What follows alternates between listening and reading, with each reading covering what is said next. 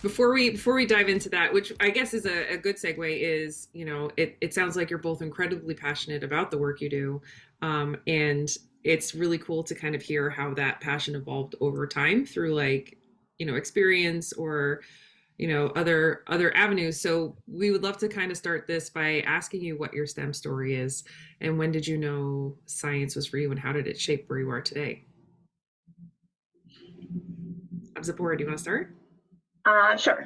So I've had this conversation with my mom and lots of people for Women in STEM Month. I think for me, I find that, growing up and in school and grade school, if you're good at science and math, they're always like, oh, you should be a doctor, right? And so that was sort of the trajectory that I was on, that my family had me on. And what I always tell people that I felt like was a turning point for me was my mother bought me this medical kit, like a doctor's kit. And so it had all these stethoscope, all the things in there, and it had these little pill bottles in there. And that was actually my favorite part. I used to play with it, put all different kinds of things in there. And so I realized, like, I was so into medicine, like, where does this come from? Who decides? Who makes these? Like, how do we know what they're doing to our bodies? All of this kind of thing. And so that happened early on. And then as I went through undergrad and then even in graduate school, I was still thinking, okay, I'm going to go to medical school. But I really realized, I was like, I actually am more interested in what goes on behind the scenes, like how are medicines made? How are they developed? Who thinks of the ideas of what to target? And so that sort of started steering me in that direction after I graduated from undergrad, and I took the MCAT and everything. I just was like, I don't think medical school is for me, and then ended up working for a little bit in research. And then that's where I was like, oh, this is it. I love this. This is what I like, thinking about all these interesting research questions and figuring out creative ways to answer them and problem solve. That's what I want to do. So that's how I ended up at grad school, and now have been working in industry and in pharma and biotech, doing drug discovery work. So again, trying to make medicines and help people.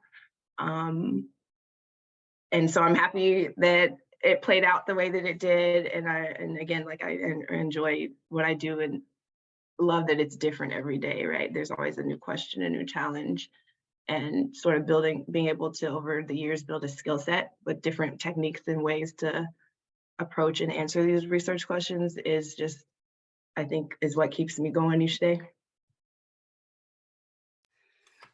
Before we move on, does precision medicine play at all in terms of, like, how you're looking at your research and how you are developing drugs? And in some ways, I think maybe not so much on a genetic level for us, but precision, I think, for what we do at Casma would be trying to selectively degrade specific protein targets, right? By sort of taking advantage of some of those degradation pathways that already exist in the body. So maybe that protein aggregate may not be currently going through that pathway, but if there's a way that we can develop a drug to connect those two, that, I think, is how we think about precision medicine. Great, thanks, Zapporah. Leila, please tell us your STEM story.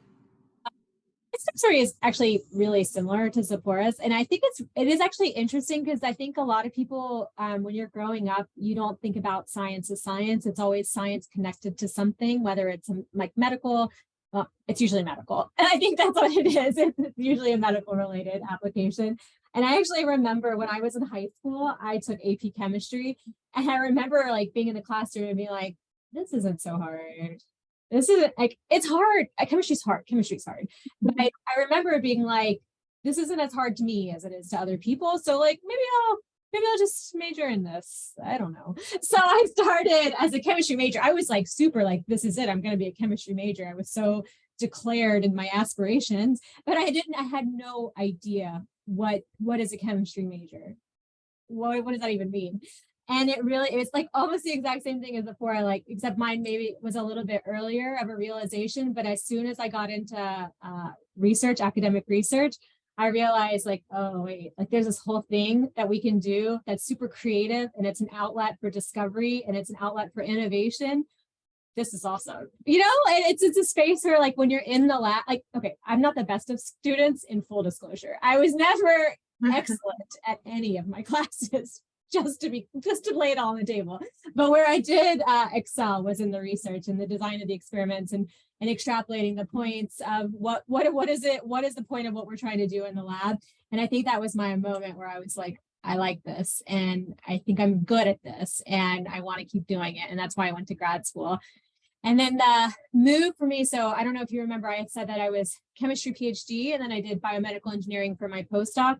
And at that time, in that transition period between chemistry and engineering, I had made a very intentional decision that I wanted to diversify what I was defining as chemistry. And I wanted to learn more about the application space and the translational space of what you could do with chemistry. And the outlet of biomedical engineering was a really great platform for me to explore that. Again, a really hard transition. It was very, very hard. And I'm saying that in like 3 words, but it was a lot of hardness.